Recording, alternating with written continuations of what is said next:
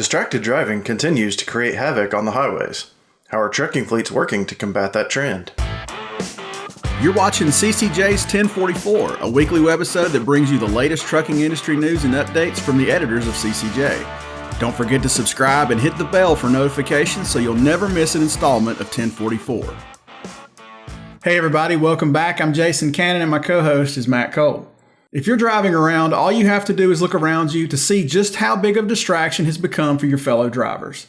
The National Highway Traffic Safety Administration's latest traffic fatality data found that more than 3,300 people were killed in crashes involving distracted driving in 2022. Distracted driving is not only limited to passenger car drivers either. Whether it's cell phone use, eating and drinking, or some other form of distraction, truck drivers can at times take their eyes off the road too. Telematics firm Teletrack Navman recently released the results of a survey of its customers about how big of an impact distracted driving has on fleets and what those fleets are doing to solve the issue. So with the distracted driving report that we launched earlier this year, we really found that about 70% of those fleets we surveyed, and we surveyed about 241 fleets globally across different regions, mostly in the US and Australia, but we also had fleets around the globe. In Latin America and in Europe. But out of those fleets, 70% came across that saying that they were highly affected by distracted driving, which is a natural issue happening across the board for a while now within these industries. As Carlos mentioned, more than 2/3 of fleets said distracted driving is a major problem for them. But what are those distractions? Well, it is a serious kind of issue facing the industry today. What we found from the survey was about 68% of those distracted were really distracted by their phones. As in-cab technology kind of emerges and grows, we're seeing more and more of our drivers having to access phone either for routing, for dispatching, for communications, et cetera. And so we're seeing a high propensity of them grab their phone or look at their phone and kind of get updates as they're on the road, which is very dangerous, as we all know. I mean, us, just driving our day-to-day vehicles face that as well. But it's especially a serious situation with kind of the large vehicles that we service day to day. The other thing that we found, and this is a common one that's always been there, is eating and drinking on the road, right? So, whether they got to meet their commitments and their ETAs. So we did see, and we've seen videos of, drivers eating and drinking at the same time in their vehicles, trying to get to their destination. And the one that really is emerging that we are seeing as well is infotainment. So whether they are distracted by, in some cases, having their phone connected to a streaming service and either having a movie on or some sort of news or TV, which is very distracting. And it's beyond my belief that some drivers actually do that day to day. Distracted driving affects fleets in several ways, including direct costs, operational disruptions, and more.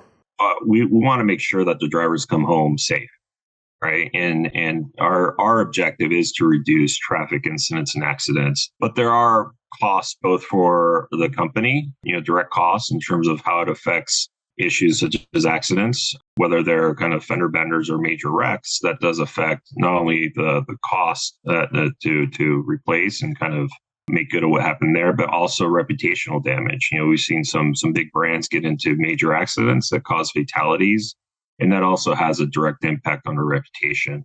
But overall, like some of these distracted driving incidents do cause operational disruptions. We did see 40% there of the survey coming back saying that it does have major disruptions in their ability to deliver on time and within kind of the expected window there. One way fleets are addressing distracted driving among their own employees is through the adoption of technology. I think a lot of us are familiar with kind of the technologies at hand. Teletrack Navman does have a safety suite of features and capabilities to help to reduce distracted driving and encourage positive driving behavior. That is something that the industry is taking on, and more we're seeing adoption of that type of technology. And it has it stems everything from driver scorecards, so being able to understand within the framework of our application, harsh braking, harsh cornering, these are all signals of possible distracted driving or defensive driving. So when we look at that, we say, okay, well, was the driver doing a harsh brake because somebody cut him off? And in the report, you can't really read into that. Like we have analytics that lend to a possible understanding what occurred there. But then you move into video telematics, or the technology that allows you to see both in cab to see if the driver's being distracted, as we talked about with drinks, or, if they're looking at their phone. But we also have forward facing and side facing cameras that allow you to see what's happening around the vehicle. And within that framework, then you can get a pretty good picture of what happened, right? So you see within the application, within TN360, our platform, our telematics platform, you can see a harsh event occurred. But then when you pull up the video besides it, you can actually see that somebody cut off the truck driver and he had to brake in order to prevent an accident. So that to us is, a positive aspect of this technology. And as I said, globally, a lot of fleets are taking a look at the technology. They've already started adopting it. And they're even further going into using that technology to help them coach and support, positive driving behavior that we should all be looking at as fleet managers. For fleets that have trouble getting buy-in from drivers on driver-facing cameras, Carlos says there is a cultural shift that is taking place and needs to continue taking place in trucking to get that buy-in.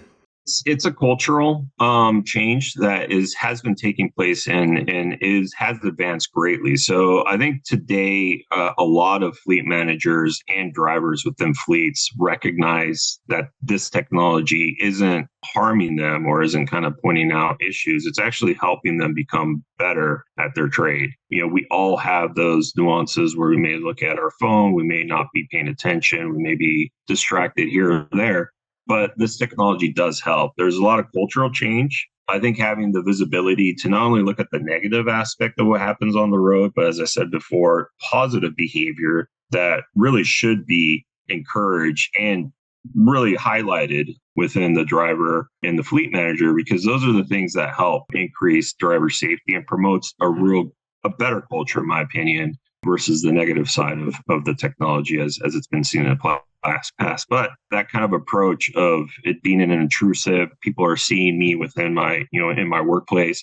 I think that kind of trend has changed a lot. There are some regions that are still adopting it, but like in the US and in Australia, for example, we don't hear much about that. What we do hear from our customers is how do we encourage the training and the focus and the coaching between the driver and the fleet manager or the safety manager. That's where we're seeing a lot of improvements and a lot of demand from the field on how do we create better driving coaching scenarios? How do we set the expectations? How do we reward great driving, right? That's the other emerging request that we're seeing from our customers.